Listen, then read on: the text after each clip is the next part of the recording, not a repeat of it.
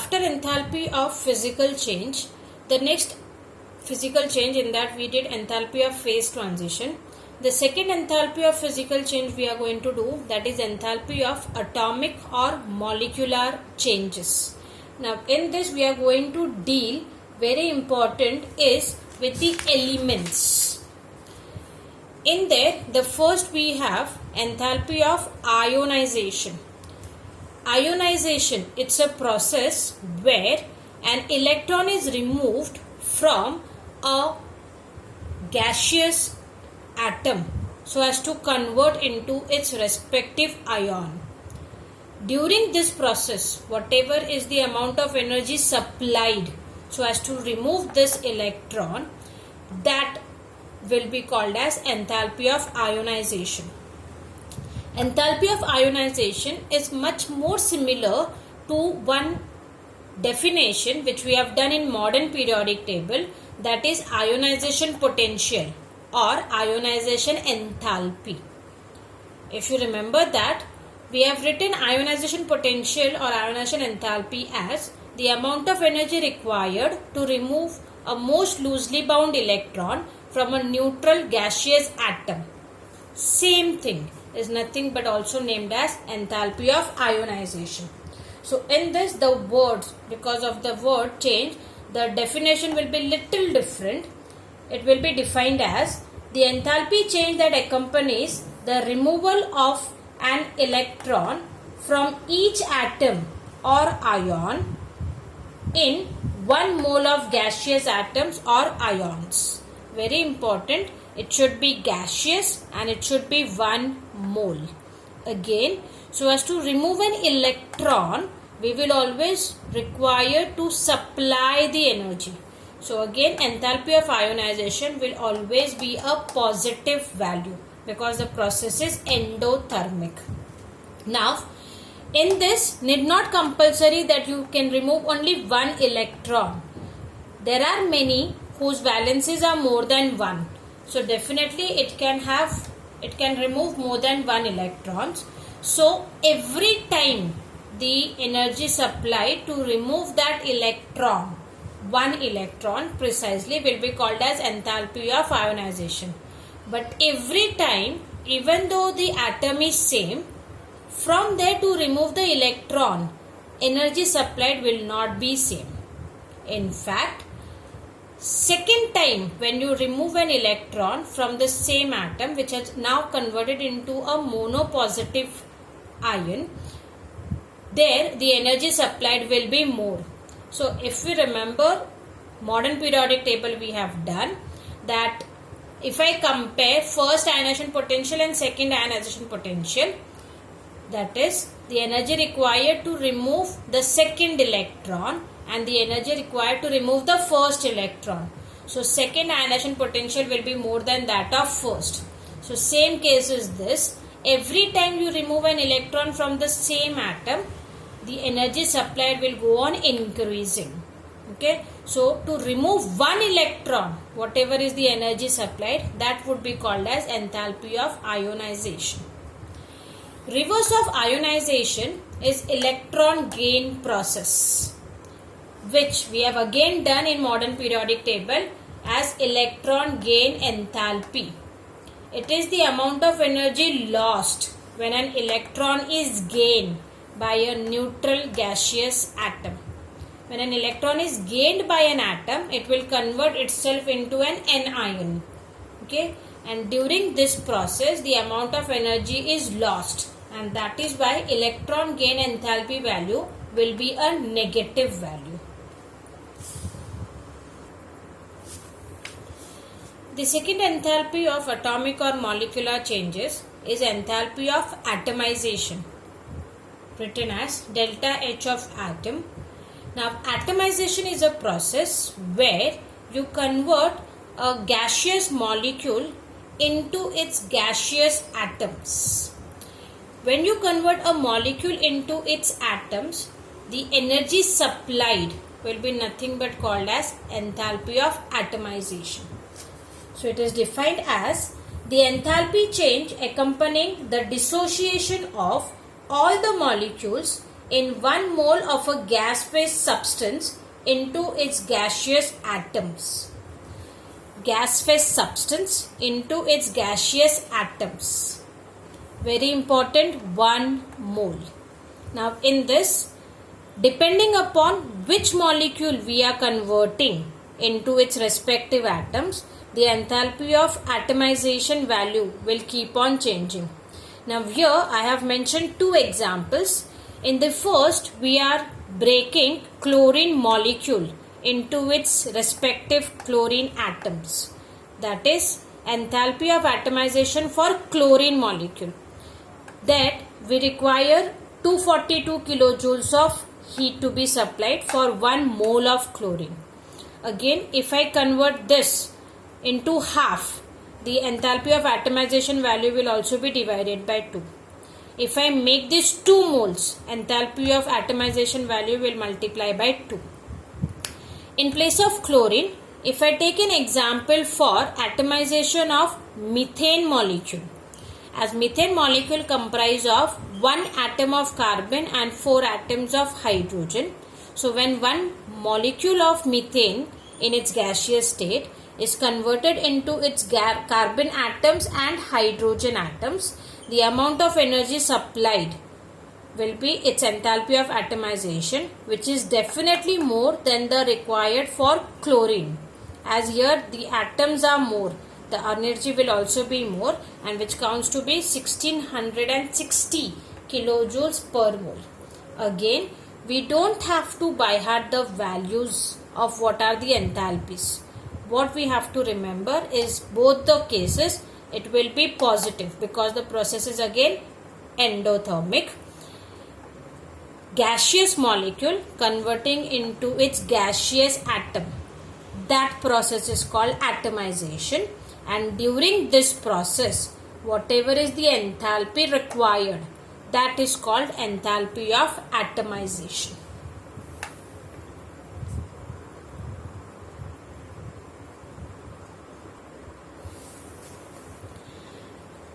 The third type of enthalpy of atomic or molecular changes we have, that is enthalpy of solution.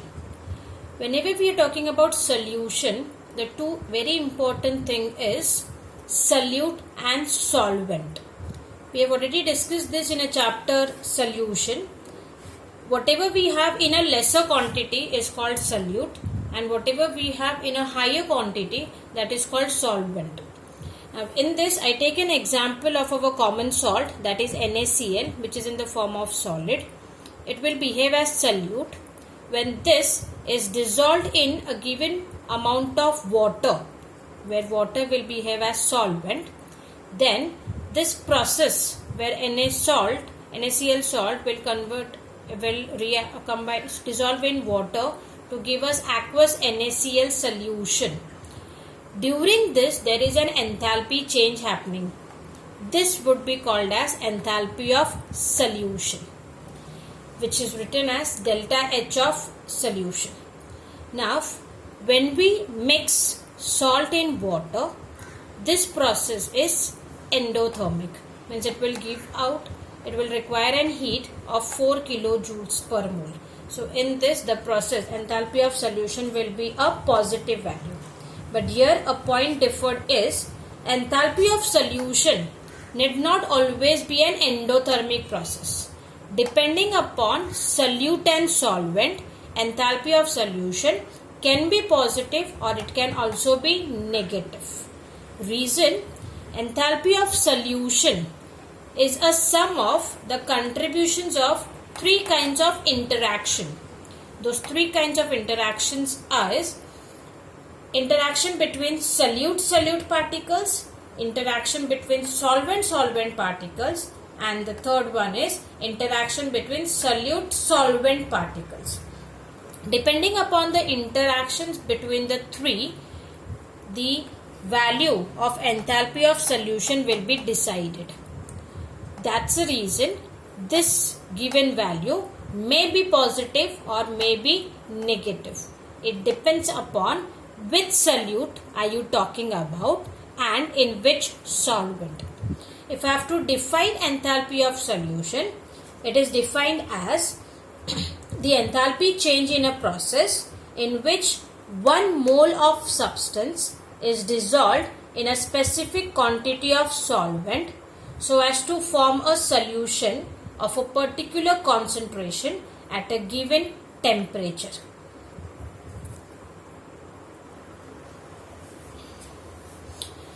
After enthalpy of solution, the next we have is enthalpy of dilution. Solution where in a solute you add solvent. Dilution is where you already have one solution of a specific concentration. In that, by adding excess or the given amount of solvent, you are making one more solution with different concentration. That process is called dilution. And during this process, there happens to be an enthalpy change, which will be determined as enthalpy of dilution. So with the definition, the enthalpy change that occurs when a solution of one concentration is diluted to form the solution of another concentration is called enthalpy of dilution. Very important in this is the concentration terms. With what concentration you are diluting it to what? According to that, your enthalpy of dilution value will change. Now, again in this, the enthalpy value can be positive, can be negative, because depending upon the solute solvent interaction, as the solution enthalpy value will change, and depending upon that, your enthalpy of dilution value will also vary. So the process can be endothermic or the process can be exothermic. Now here I am explaining you with an example of dilution of HCl, that is nothing but our hydrochloric acid. If I take 1 mole of hydrochloric acid in 50 moles of water, this value will evolve minus 73.26 kilojoules of heat. This is your enthalpy when you have 50 molecules of water dissolved in HCl. But in that 1 mole of HCl, rather than using only 50 molecules or 50 moles of water, I use water in excess. Then I will get HCl in aqueous solution whose concentration will vary, and if you compare the value of delta H with respect to the previous, the value is different. Reason, here in both the cases the concentration of HCl is not same. So as I mentioned, the concentration vary, your enthalpy value will also vary. If I subtract my equation 2 with equation 1, then what I'll get is my HCl solution, which was having 50 moles of water, means it is at particular concentration A. In that, when I add excess of water, I again get HCl solution, but this is with concentration B. And during these two changes, whatever is your enthalpy, this will be called as enthalpy of dilution. I hope you have understood. It is a enthalpy accompanying a process when a dilution takes place so as to convert a solution of concentration A to a solution of concentration B. Again, depending upon the concentration, your enthalpy value will change. In this, every time I am doing dilution of HCl, which is an exothermic process, so all the 3 times the enthalpy values are negative. But all the 3 times your value, that is the quantity, is different. The reason behind is we are adding water in different concentration. Here I was adding water in 1 mole of HCl to get only HCl with 50 moles of water. Whereas here, because it is added in excess, I'll get HCl of a particular concentration. And when I convert it from one concentration to other, that is this example, by adding water, that would be called as enthalpy of dilution.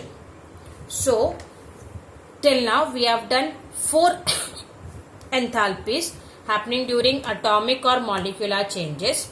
The first we did enthalpy of ionization. Next we did enthalpy of atomization. Third we did enthalpy of solution. And the fourth we did is enthalpy of dilution. So till now for today's class, I have dealt only with the enthalpies term. So mind you, the term enthalpy, depending upon which process are we talking about, will be called as enthalpy of that particular process.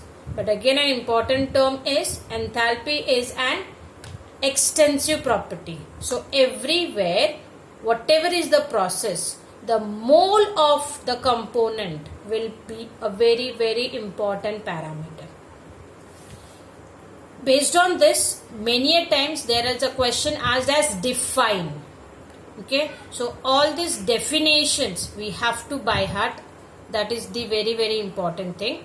And sometimes they also ask us with respect to the MCQs, where they give enthalpies of particular values for a particular reaction, and they ask which of the following is correct representing enthalpy of atomization. So when they are saying enthalpy of atomization, the points to be considered that you are converting one molecule of gaseous into its respective atoms. One, that is important. And secondly, for atomization, always you have to supply the energy. So that given value should be with a positive sign because the process is endothermic. Once again I repeat, you don't have to by heart the values of the enthalpies. You only have to remember the signs wherever we have mentioned. Okay, so with that we'll be concluding for today's class. Thank you very much.